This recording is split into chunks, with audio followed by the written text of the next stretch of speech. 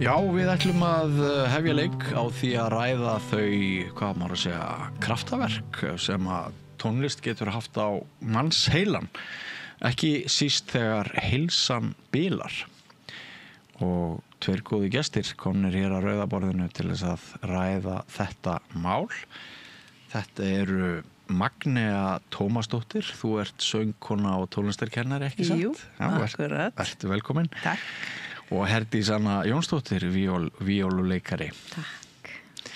Við erum reglulega með umfjöllun hér á samstöðinu tónlist. Þá erum við svona alla jafna að fjalla til dæmis hvað Sinfóníuhljómsveit Íslands er að gera og þú veit nú í þeirri hljómsveit og oft eru svona bara ungt tónlistarfólk hjá okkur og hérna en sjaldnar berst talið að lækningamætti eða umönnunarmætti tónlistarinnar. Er það ekki rétt hjá mér skilið að þú ert ákveðin kannski brautryðjandi á þessu sviði, Magnea? Jú, ætli það ekki. Hérna á Íslandi. Hér á Íslandi? Já. Já, og við erum að tala sem sagt fólk á öldrunarheimilum og svoleiðis, hvernig það er hægt að breyta lífi þess með tónlist og tiltekinni tegund af svona tónlistariðkun. Já. Já. Segðu okkur aðeins bara til dæmis frá hvernig þitt ferðalag í þessum heimi hófst. Já. Ég var listkennsludeild Listaháskólans og hef alltaf haft svona áhuga á þessum samfélagslistum, eða community arts, social arts, sem að svona þáttakulistir, samfélagslistir, þar sem allir geta tekið þátt í listsköpun, hvort sem þau hefur lært eða ekki. En þú svona undir styrkri leiðbeinslu sérfræðinga í rauninni. Ég skáti í grunninn og þannig að skátarnir eru alltaf að vinna í hóp. Já. Og þegar ég var í listkennsludeildinni þá fann ég að ég gat sameinað svolítið mína persónulegu reynslu og mitt fag. Ég er klassísk menntuð söngkona, lærði í London, starfaði í Þýskalandi og foreldrar mín fengu bæði heilabilunasjúkdóm og mamma var bara 60 þegar hún greindist, hún svona snemgreind, pabbi minn seinna Alzheimer og pabbi spilaði hljóðfæri, Tómas Gretar Ólafsson hét hann og mamma Guðlaug Gísladóttir. Hann spilaði á piano og harmonikku og svo ungur maður á saxofón og allt sjálf lærður því að hann var rauninni gröfukall. Og auðvitað í þeirra umönnun notuðum við mikið tónlist. Svona bara eiginlega án þess að fatta það. Af því að það var stemning heimilisins í rauninni. Og þegar ég fór að læra í listkennsludeildinni og læra fræðina þá fann ég út að þarna gat ég sameinað mína persónulegu reynslu og mitt fag. Og enda á því að skrifa meistararitgerðina mína sem heitir Það er eins og það lifni eitthvað inn í mér. Því að við vorum að gera tónlistarsmiðju og þá var fullorðin kona sem að gaf mér þessa setningu, sagði þetta eftir okkar tónlistarstund. Og þá fór ég að stúdera þetta dálítið og eftir það að þá fór ég til Englands, til London, að læra aðferð sem að búin að vera þar yfir 30 ár, prógram sem heitir Music for Life, sem núna Wigmore Hall, fræðsludeildin í Wigmore Hall í London, hýsir það. Og ég var þar í 2 mánuði að stúdera þetta. Og þetta eru tónlistarsmiðjur sem við Dísa höfum einmitt verið svo að vinna saman í. Og þar vinnum við með tónlistarspuna. Já. Og það búið núna, eftir áramót þá held ég að stað 9. árið sem ég kenni sem stundakennari námskeið tónlist og heilabilun í Listaháskóla Íslands. Það sem við erum að mennta ungt fólk til að vinna þessa vinnu. Og námskeið fer fram á hjúkrunarheimili. Því þar erum við að vinna með íbúum hjúkrunarheimili í tónlistarspuna. Og þessi aðferð, það liggur alveg fyrir að þú og þeir aðrir sem eru í þessum geira þið hafið bara nánast séð kraftaverk hjá fólkinu þegar kemur að því að lifni einmitt eitthvað. Já, það var gerðansókn í Hollandi og Englandi og gefin út bók While the Music Lasts sem fólk getur bara kynnt sér til á bókasafn Listaháskólans allavega. Og þar var gerði rannsókn á svona stund og það getur verið svolítið erfitt að skilja hvað þessar stundir snúast Við köllum þetta tónlistarsmiðjur, það geti ég sagt, því það er allir virkir, allir sem eru viðstaddir eru virkir. Það þannig, við sitjum í hring, það eru 8 íbúar hjúkrunarheimilis, það eru starfsfólk og svo tónlistafólk. Miðjur hringsins er svona hlaðborð, hljóðfæra hlaðborð, með svona handhægum slagverkshljóðfærum sem allir geta spilað á. Við byrjum alltaf stundina, við og tónlistafólki erum búin að undirbúa okkur með því að búa til ákveðið rammastef, bara svona 2 taktar, mjög stutt, sem við byrjum alltaf stundina. Dæmi, getur þú sungið eitthvað? Við erum bara að spinna eitthvað núna. Mjög góður, ég man ekki. Da-ra-ri-ra-ri-ra-ri-ra-ram. Da-ra-ri-ra-ri-ram-bara-ram. Eitthvað svona. Byrjum á þessu, endum á því líka. Þess vegna það heitir framing piece eða rammastef. Það rammar inn stundina. Þannig að það vita allir að við erum að byrja. Svo er kynningalag, þar sem allir eru nefndir með nafni. Hæ, hó, Dísa, velkomin Dísa, eitthvað svona, bara eitthvað, sem að hópurinn er búin að semja, tónlistarhópurinn. Og svo hefst hinn eiginlegi spunni. Og þá bjóðum við fólki að prófa eitthvað hljóðfæri og fólk gefur okkur eitthvað. Það þarf ekkert alltaf að vera neitt vola flókið. Við erum náttúrulega, yfirleitt erum við að vinna með veikasta fólkinu sem á erfitt með að taka þátt í annarri iðju á hjúkrunarheimilunum. Af því að við getum svo lengi tengt okkur í tónlistina. En það er kannski eitthvað sem gefur okkur kannski eitthvað bara svona, eitthvað svona rythma, púls eða eitthvað. Og svo þá tökum við þetta er svolítið sérstakt að skýra það. Þá tökum við orkuna frá fólkinu, þennan púls, og byrjum að spinna með okkar hljóðfærum eða ég sem söngkona með fólkinu. Þannig að þau eru að stjórna okkur, þau eru uppsprettan að því sem við gerum. Og þannig verður þetta til.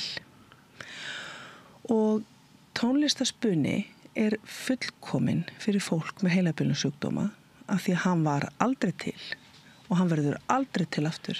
Reynir ekki á glatað minni? Nei. Það bara vekur upp bara löngunina í manni sem tónlistin einhvern veginn gefur manni. Og svo er það bara búið og það er bara búið. En það lifir í okkur áfram og það höfum við oft séð. Svona svo geðlif, gott geðlif. Já.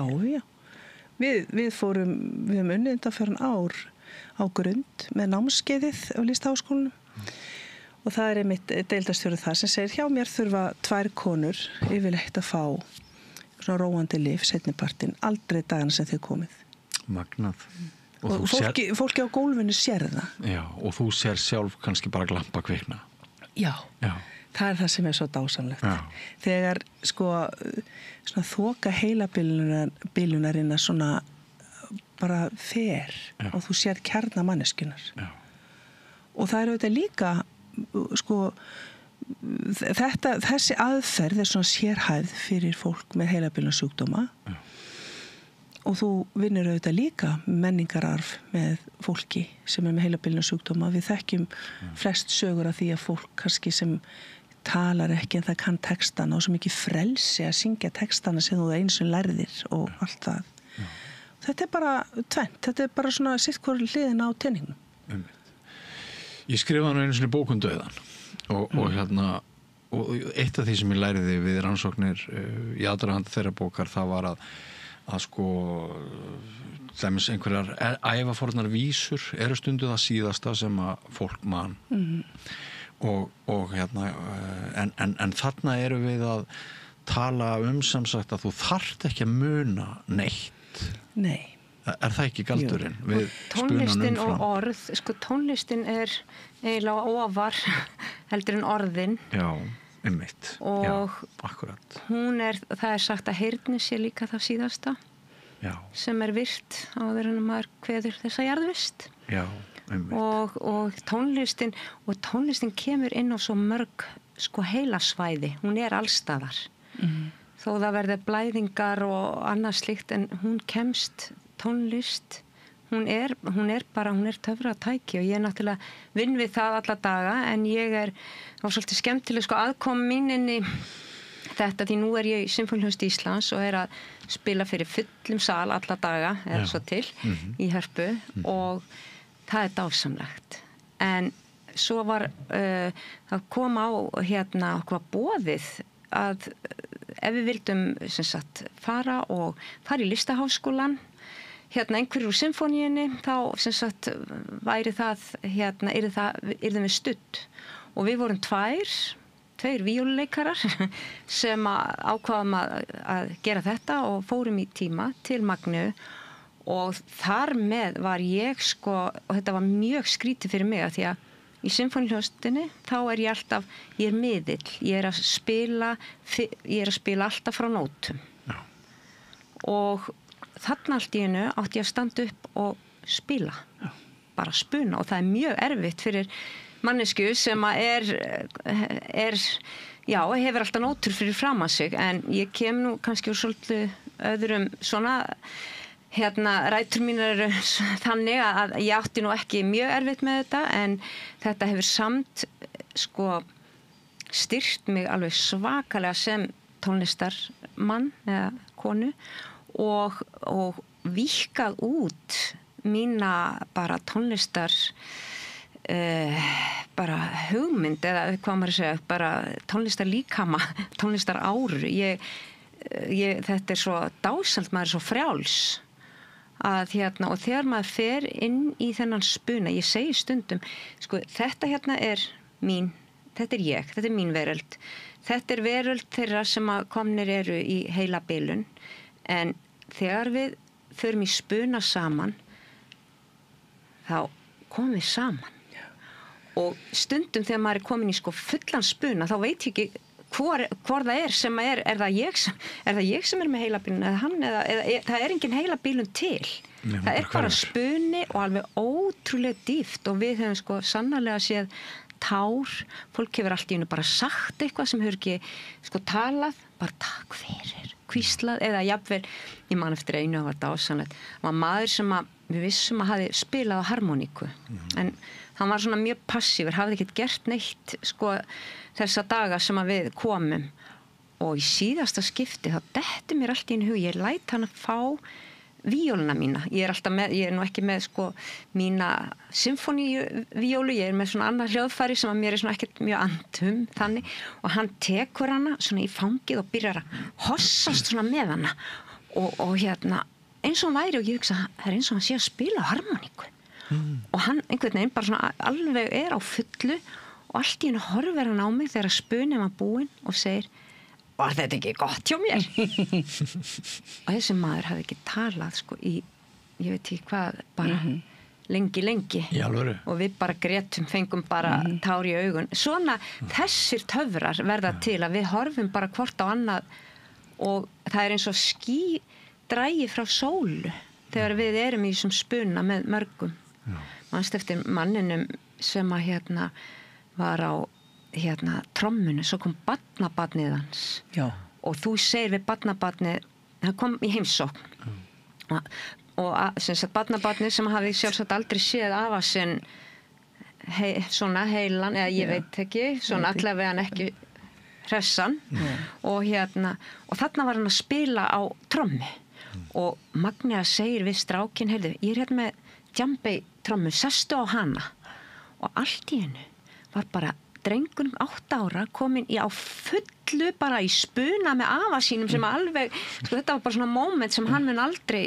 gleyma og við ekki heldur en hugsaður að eiga svona Einmitt. Og það þegar svona tónlistin verður þessi farvegur samskipta og það það sem við erum alltaf að leita að og það sem mér líka svo gaman að sjá að fólk sem með töluvert langgenga heilabilun, það getur lært nýja hluti.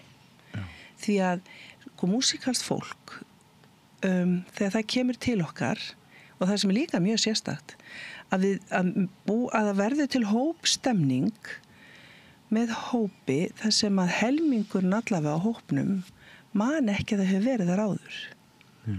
En við byrjum kannski fyrstu 3 nóturnar þá eru komin inn eftir svona 3-4 skipti og fara að syngja með bara beint áfram það er bara alltaf verið að tala sko, þetta svona kognitív minni við erum með alls konar minni við erum með tilfinningaminni og það er náttúrulega mjög tengt tónlistinni við erum með vöðvaminni og það getur fólk ennþá nýtt sér þó það sé komið með heilabiluna sjúkdóma.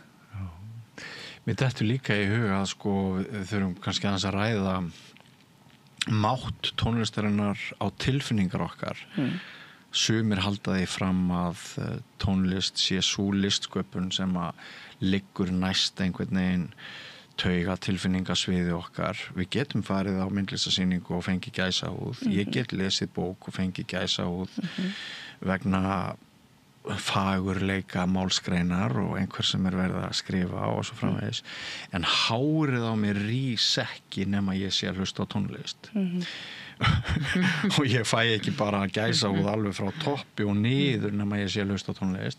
Kannski er það bara ég að einhverju leiti eitthvað en oft heyrir maður þetta að tónlistin sé öflugust allra listgreina vegna þess hvað hún hafi sterk áhrif á okkur tilfinningalega. Er það eitt tengist að þessu sem við erum að tala um? Já, ég er alveg viss um það. Og það er sko Oliver Sacks sem taugasálfræðingur, hann sagði sko þú getur náð til fólks með tónlist þegar ekkert annað getur það. Já. Og það höfum við náttúrulega bara oft séð. Við þurfum bara oft að gefa fólki tíma. Já. Engan asa. Nei. Fólk kemur kannski horfir í augun okkur í 3. skipti þegar við komum, sko. Já. En og eru heilabilaðar og gamalt fólk á hjúkrunarheimilum og svona, er fólk til í þetta tusk? Þarf það ekki aðeins að fara út úr Nei, sko, einhverjum þægindaramma? Já, en sko, veistu að það er bara held ég auðveldara fyrir fólk með heilabilun heldur þeir sem ekki með heilabilun.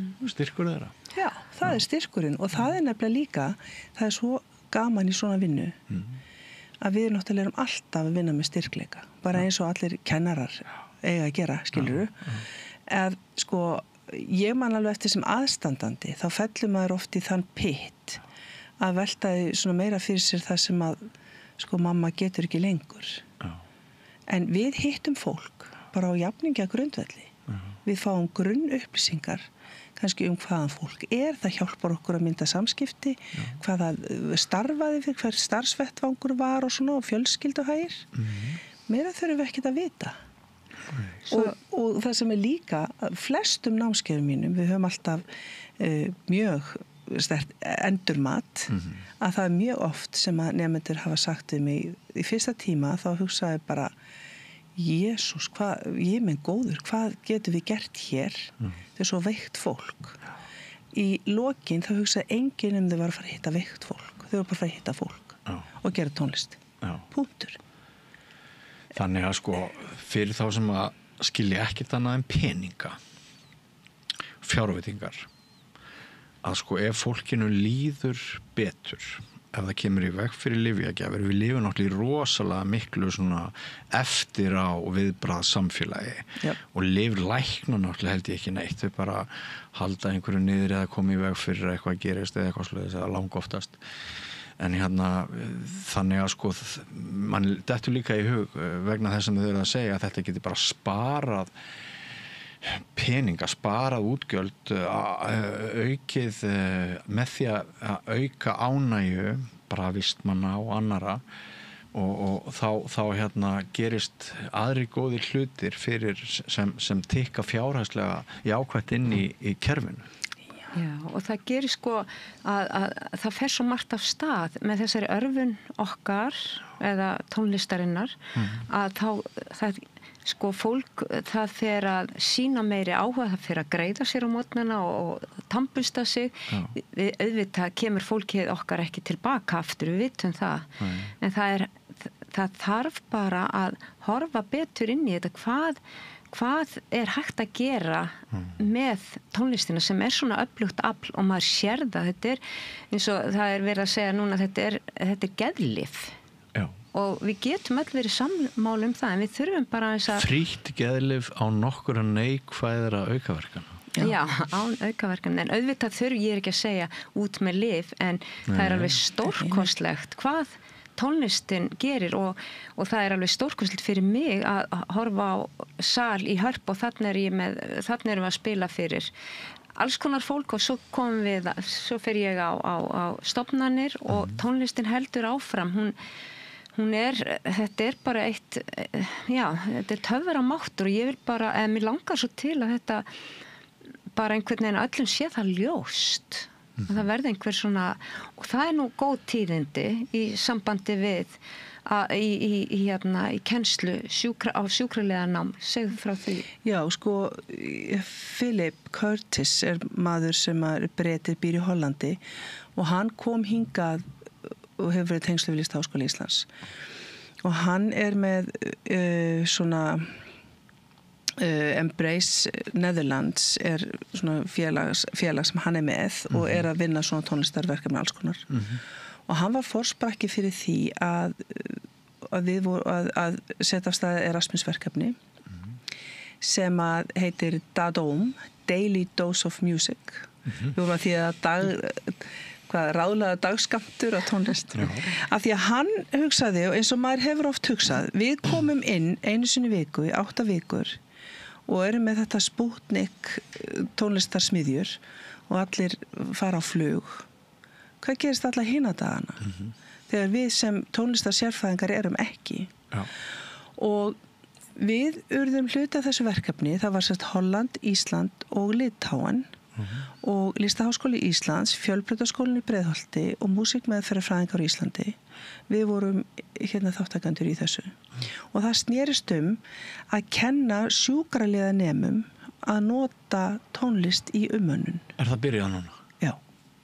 Þetta var allir sjúkraliðanemar við Fjölbrautaskóla Breiðholts læra það og fari vettvangsnám og eiga að leysa tónlistarverkefni. Þetta eru stóra fréttir. Já, bæði í sambandi við hljóðvist, hvað við sem starfsfólk getum bætt líðan fólks með hljóðvistin, hvernig við göngum og hvað er í gangi og svona. Líka með spilunarlista, sem sagt að fólk fái sinn eigin spilunarlista og það er líka sem ég hef verið að kenna og heil fræð út af fyrir sig. Þannig að hvernig þú notar tónlistina og svo þú bara sjálf sem umönnar aðili hvernig getur nota tónlist í umönnuninni þinni, í þínum störfum og það er margir sem gera það. Það er margir sem koma og brest í söng og leiða þeirra aðstofa fólk eða humma eða eitthvað en sko markmiðið er að nota tónlistin líka markvisst. Að þú til dæmis sko hún Gunna hún á kannski nokkra spilunarlista og eitt spilunarlista fær hún alltaf áður hún fyrir bað. Og henni boðið upp á það og hún er kannski búin að hlusta á hann í 20 mínútur og þá er hún móttækilegur og henni líður svo vel og hún er alveg til í baði eða jafnvel að spila á meðan hún er í baði skiljiði og það er alveg hægt að setja svona spilunarlista í skema fólks á hjúkrunarheimilum alveg eins og eina bláa pillu og það hefur oft bara mikil áhrif. Þetta finnst mér alveg stórmerkilegt skref sem þú nefnir að hafa verið stigið að koma með listgrein, listræna nálgun inn í alveg grjóthart veraldlegt umhverfi sem að þetta starf náttúrulega er í grunninn þótt maður ætli það nú að mannúð reki nú marga starfsmenn áfram og allt það, þá er þetta bara svona, þetta er tæknilegt starf og þetta finnst mér sæta tíðindum. Þetta er svolítið það sem hefur verið ákall núna líka bara í grunnskólanum. Það er að endurvekja kennslu í listum, fá meiri umræðum, dygðir og allt þetta. Gæti þetta verið dropinn sem hólar steinin? Gætu við verið að sjá einhvern snúning með þessu skrif? Bara vonandi og það voru stór tíðindi við nokkurum árum að sko Jóna Þórsdóttir sem er formaður músíkmeðferðarfræðinga á Íslandi, það er nokkru músíkmeðferðarfræðinga á Íslandi sem hafa unnið aðalega með börnum og með fötluðum. Nú er hún í starfi á Eyr og Skjól sem músíkmeðferðarfræðingur og búin að vera það rúmlega ár. Já. Og hún var búin að vera að vinna á L4, heilabilna deild á Landakoti og hún sem sagt er komið þarna þannig að það er annar músíkfræðingur þar, meðferðarfræðingur þar þannig að það er Já, það alveg ýmislegt að gera, þó gerast þá mann finnst það svolítið hægt og það náttúrulega fólk sko ætla stundum til að við listafólki séum bara að vinna frítt og gerum þetta ánægjunar vegna að það sé ekki alveg starf eitthvað veginn, þó að sko fólki á gólfinu skilur það vel og aðstandendur skilja það mjög vel. Virkilega, en það það ekki bara kostnaður. Nei, sko raungreinarnar og svona raungreina hugsun, hún hefur svolítið trompað allt annað, mann finnst maður hafa upplifað svolítið þannig skeið, pínlítið leiðilegt skeið. en og einmitt, þeir sem að nálgast hlutina frá svona sjónarhorni, þetta ekki bara þegar ég var ekki átminn á fyrstu bækur sem dæmi, þetta ekki svo góð kynning fyrir því, þarftu nokkuð að fá borga fyrir að lesa upp á bókinni þinni? Já. Að sko, það sem sagt að koma listinni fyrir í atvinnulífinu með mannúð og margt fleira gott að leiðarljósi. Já, þið eru svolítið að brjóta blað með þessu, ekki satt? Já, ég held það. Það einmitt og það náttúrulega svo listaháskólanum mörg svona þáttakuverkefni þar sem að nemendur eru að vinna út í samfélaginu og það nú námskeið núna námslína í listaháskólanum sem heitir Listir og velferð. Það sem þvert á listgreinar fólk að læra hvernig það kemur listunum út í samfélagið og notar það til góðs fyrir fólk. Það bara þannig. Þetta alveg stórmerkilegt. Sko, hver verður svo hvernig sjáu þið fyrir ykkur framhaldið? Þú, semst, ef ég skilði rétt þá þú ert í rauninni atvinnumanneska í þessu núna. Já. Ég svona, þú veist, í þessu harki. Já. Ég var sjálfstætt starfandi, verkefnaráðin, bara milli verkefna og það fyrir heilmikil tími fyrir mig að skapa mér vinnu. Já. En það eru sko líknarfélög sem að styrkja oft og hvað með sóknir eða kirkjur? Já, við tókum þátt í verkefni fríkirkjunni Hafnarfirði á Sólvangi. Þá hugsuðu þau, sko hugsunin þeirra var svo að nú fólk koma á hjúkrunarheimili sem kom alltaf í kirkju, það kemst ekki lengur, við verðum að fara til þeirra. Já. Og þau fara, og ég veit að kirkjurnar og flestar kirkjur fara á hjúkrunarheimili og hafa helgistundir og svoleiðis, en þau vildu gera eitthvað aðeins annað. Og fengust eitthvað styrk held ég líka fyrir því og svona. Og það var Kerstin Erna Blöndal með okkur söngkona líka, við vorum 3 ár. Já, akkurat. Og það ég að vinna núna á grundarheimilunum. Það Oddfellastúka sem að styrti grundarheimili til tónlistastarfs.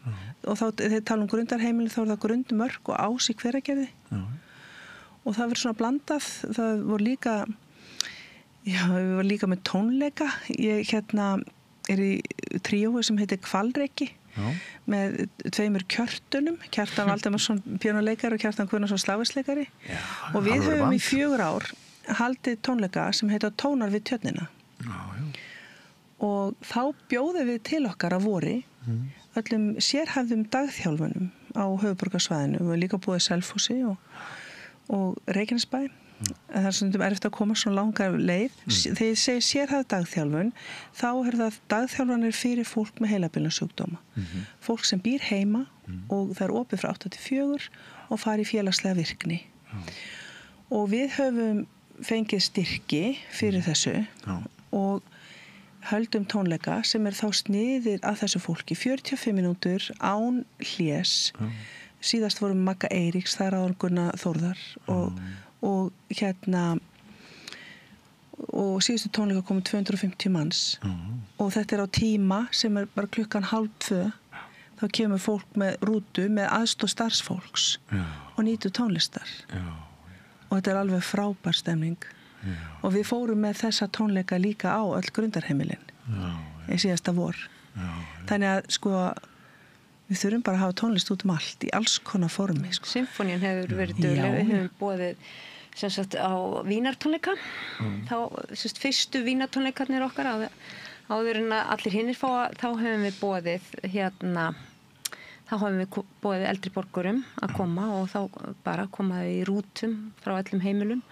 Og síðan vorum við núna líka með í haust, það var líka svona sem sagt Já, eldri borgarar, alveg dásamlega gaman. Þetta er eitthvað, það er eitthvað að gerast. Já, það er náttúrulega þannig þegar heilsun er rakar í fólki að þá á það oft erfitt með að sækja svona menningarviðburð á kvöldin og svona. Og þú getur líka kannski ekki farið, það er kannski orðið og mikið að fara einn eða með makaðínu sem er jafn gamall og þú og það er svo mikil ábyrgð. Þannig að það er svo gott að geta farið að degi til og með aðstoð fólks. Ég fór einmitt með, ég starfaði í Hlíðabæ sem er sérhæfðadagþjálfun því að þegar ég var búin að útskrifast þá fannst ég vita voða mikið þetta allt saman að ganga gegnum þetta með foreldrum mínum og svona, en ég fatt að ég var sérfræðingur í 2 manneskjum. Þannig ég fór að vinna í Hlíðabæ og var þar svona viðlóðandi 5 ár til að bara kynnast fleiri svona blæbrigðum heilabilunarinnar og það nýtist mér svo mikið í mínu starfi. Þannig að ég fór með þeim til dæmis á Elli. Það var sýning klukkan 1. Fullur salur af fólki og sumir voru að fara aftur og sumir hefði ekki haft tækifæri til að fara. Var það sérstök sýning? Já. En það sem sló mig þegar ég byrjaði sem sagt fóra í þetta samstarf með Magneu var að ég hélt að ég væri bara að fara að sjá eldra fólk en það sem sló mig var að heilabilun, það er bara ekkert eldra fólk, það er nefnilega yngra fólk líka. Og það er erfitt. Ég meina það er náttúrulega alltaf erfitt að horfa á ástvini sína en ég ætla ekki að fara að segja tíðni en kannski hefur þetta alltaf verið svona en mér brá hvað við, sem sagt, þegar við hófum okkar samstarf, hvað mikið er af ungu fólki. Náttúrulega hjúkrunarheimili eru fyrir fólk sem þarf hjúkrun og sama hvað aldrei það er. Og að missa hreyfigetu er náttúrulega áfall. Að missa hæfileikan til að tjá sig hlýtur að vera enn meira áfall og að ef maður hefur ekki minnið lengur til þess að hjálpa sér í að gera það sem maður samt elskar að gera þá kemur þetta sem þið eruð að nefna stertinn. Maður þarf ekki minni, maður er kannski komið með mjög svona lasinn skrokk en stöðvarnar eru þarna og það er eitthvað sem að setur sem að glæðir glampan í augum og lifnar við að innan eins og þú orðaðar það. Mér finnst vera að þegar við erum að vinna með þessa yngri þá höfum við farið alveg svakalega í dýftina. Við höfum náð alveg okkar dýfstu kannski okkar dýfstu spunum spuna með þessum yngri því á einhvern hátt eru samt frumurnar yngri líkaminn er sterkari heldur en hjá þeim eldri en þetta er þetta er svona. En svo er það líka og ég held að allir sem hafa unnið við umönnun og eru með fólki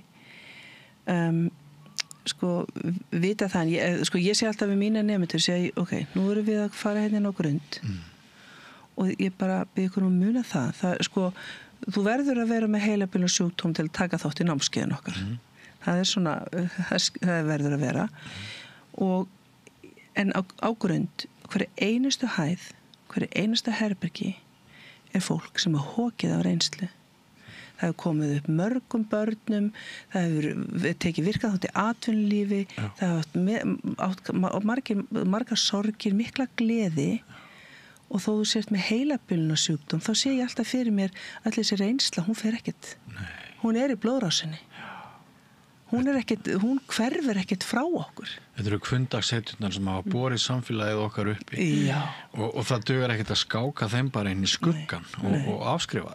Ég man eftir því, þetta er alltaf í hug þegar klassíkin okkar kemur á haustin. Tónleikar Sinfóníuhljómsveitar Íslands. Þegar fyrsta klassíkin var, sem man ekkert hvað ár var núna, komin 10 ár. Já, þá var ég í Sunnuhlíð í heimsókn hjá pabba mínum. Og settist við fram að sjónvarpið og pabbi var jazzisti, hann var ekkert mikill svona klassíker en Kristinn Sigmundsson var að syngja og þetta var Mozart tónleikar og það er mjög aðgengilegt og hjá okkur satt kona við sátum hana 3 og hlustuðum með andakt og klöppuðum alltaf og allt þetta og hún söng allt með forleika, brúðkaup, fíkar og hún sönga bara allt með og ég sagði, já þú hefur eitthvað tíma að fara á óperuna alltaf, en það ger ég ekki lengur En ég gleymi því aldrei. Ég svo þakklátt fyrir klassikun okkar út af þessu. Já. Þetta var oft dásamlega stund. Þannig að þegar maður að rífa kjafti yfir programminu, klassikinu okkar og hvað hafa nú þess að gera og passa hann ekki láta þess að syngja þetta lag, maður eitthvað annar sem átt að syngja það, þá ætti maður kannski að beina orkunni í stærra samhengi, sko, já, það er alveg rétt. Já. Þetta er gaman. Má ég skjóta á okkur einni aukaspurningu núna í lokin, algjörlega ótengt því sem við verðum að ræða sem er mjög áhugavert.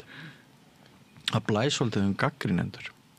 Gagnrýnendur sem skrifa beitta texta tónlist eða leikverk, þeir eru svolítið grýttur á götum úti og svona farið persónulega í það og það getur vel verið þessu rosalega vondi dómar. En hvernig fer fyrir veröld ef við missum skilningin á því að sumir gagnrýnendur þeir bara skrifa stundum gagnrýni sem okkur líkar og stundum sem við ekki líkar en hérna erum við að fara inn með þetta inn á einhver svona inn á hæpnaslóðir. Nú eykst hérna hjartslátturinn hjá mér nýttu hjartslátturinn til þess að dæla út einhverju hressandi. Þetta sko fyrst og fremst þarf að vera faglegur í þínu. Við erum fagleg sko við getum, ég hef oft hugsað það geta bara allir skrifa dóma bara svona, þú veist bara sem vilja, bara koma á götunni og ég menn þú ert að vera í mínu tilfelli tónlistar náttúrulega er það eina ætti ekki bara gagnrýnendur fara í einhverja sko að vera með einhverja háskólamenntun í að skrifa gagnrýni. En það er eitthvað skárri við það að fara í gegnum einhverja háskólamenntun? Já sko, þú hér á þessu litla Íslandi þá er náttúrulega allt mjög persónulegt, við vitum það. Ég veit, það nálaði vandinn. En ég vil bara sko að gagnrýni sé sko, ég er ekkert að segja að það þurfi alltaf að vera gott, við vitum það er bara, en það þarf að vera fagmannleg og uppbyggileg. Þarf hún að vera uppbyggileg? Gagnrýni er hún ekki, þarf maður ekki að sko, já, mér finnst hún eigi að vera uppbyggileg. Þannig að sá sem að gerði hvað maður segja, spilaði illa, geti þó allavega sko einhvern veginn sko hugsa, ég sko ekki bara slá fólk út af sviðinu sem að mér finnst vera hérna stundum tilhneigingin en alls ekkert alltaf, maður er náttúrulega bara já, en ég segi bara, ég ætla ekki að fara út í eitthvað nánar, þetta er mjög eldfimt, en ég segi bara að persónulegar hérna svona, mér finnst persónulega, mér er alveg sama hvað fólki finnst persónulega, það verður að horfa með opnum hug og vera fagmannlegt og uppbyggilegt, ég bara segi það. Ég held að, þú veist, fólk verður fyrst og fremst að vera faglegt og sko, manni kemur ekkert við smekkur gagnrýnandans endilega. Er það? Þú veist, ég veit ekki hvað er smekkur og hvað er einhver svona lærð. Nei, þarna sko gæti ég bara ímynda mér að væri bara sniðugt að fara og á eitthvað í eitthvað búa til háskólanám gagnrýnendur því að sko í lokin þegar að við erum all farin þá eru þessi skrif eftir og ef þetta eru geðþótta skrif það sko til hvers ef að mér líkar ekkert vel við Bjössi og ég geti bara þú veist, þetta er bara hræðilegt allt sem hann skrifar sko, ég meina þetta er það sem að liggur svo eftir. Ég var lent í því að vera jarðaðar sem rithöfundur og ég reiðist fyrst og ég hugsa með mér helvíti, er þetta eitthvað persónulegt? Svo þegar ég komin út af því þá, getur nú kannski eitthvað lært af þessu samt. Og sko aftur í tíman þá voru íslenski gagnrýnendur held ég miklu hvassari og grimmari heldur en þeir hafa verið núna síðustu ár. Ég er svolítið hugsi yfir því hvað verður mikil buslugangur í hver skipti sem að kemur eitthvað svona neikvæðu dómur. En auðvitað þurfum við líka að gera greinamun á atvinnufólki og áhuga fólki. Það bara, við skulum bara það skiptir bara öllu máli þegar gagnrýnendur komnir inn á ekki atvinnu það er nú engin atvinnu kallakór til dæmis á landinu í dag ég meina þar finnst mér vera og svona þú mátt aldrei sko eða tala þannig þú veist þegar fólk mætir á kóræfingu hverja einstu viku og gerir sitt allra besta og það er lífsbreytandi fyrir þetta fólk og þú ferð og er á tónleikum og er að flytja það sem það kann. Þú verður alltaf að sjá út frá hvaðan fólk er að koma sem er að flytja tónlist. Já. Sjá þetta í stóra samhenginu og við litla Íslandi hérna þurfum að þess að vera. Af því að þú veist eins og við segjum sko í samfélagslistunum að þá skiptir ferðalagið miklu meira máli heldur en útkoman. Já. Og þú veist, ég til dæmis sjaldnast í mínum störfum er einhverju tónleikar. Nei. Það hvað gerist inn í manneskjunni á meðan á ferlinu stendur. Já. Þetta bara líka í kennslu með börnum. Já. Það það sem skiptir mestu máli. Já. Og engir 2 áhorfendur sem skynja tónverk flutt. Nei, við höfum öll farið á tónleika og lesið gagnrýni og bara hugsa, maður viðkomandi á sömu tónleikum og ég. Það er svona getur nei. Og við getum farið heim í aðalumræðefni eins og vorum að ræða þaðan úr þessu kannski bara svona endað á upphafspunktinum að það eru svo margar töfrabreytur í tónlistinni að við mættum kannski vera duglegri að hafa einmitt þetta heildar samhengi í huga, hvort sem við erum að skrifa kritik í blaði eða hvað við erum að gera. Já, absolutt. Þetta er ferðalag og maður veit líka bara ferill tónlistafólks er ferðalag og þroska ferli og það verður og það er bara þannig. Ég er alveg þeirra skoðunar og oft sé það að svo lengi sem við drögum andan getum við verið skapandi. Já. Við þurfum bara réttar aðstæður. Já. Ljómandi. Er eitthvað sem er ósagt? Já, ég bara, hver myndi vilja sjá brúðkaupsdaginn sinn eða jarðarför án tónlistar?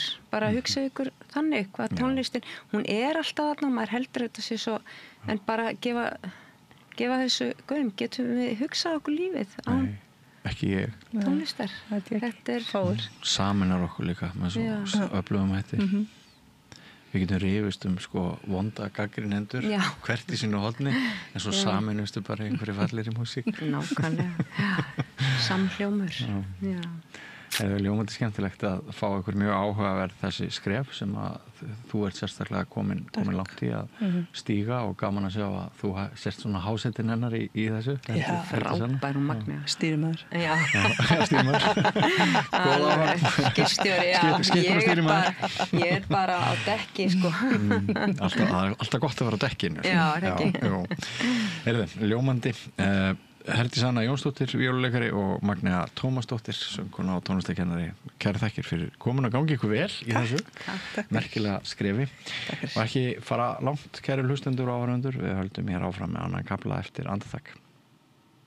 Samlokubrauð, maltbrauð, tékkneskt-brauð, súrdeigsbrauð, brauð ársins, Bernhöfts bakari, íslenskt handverk síðan 1834.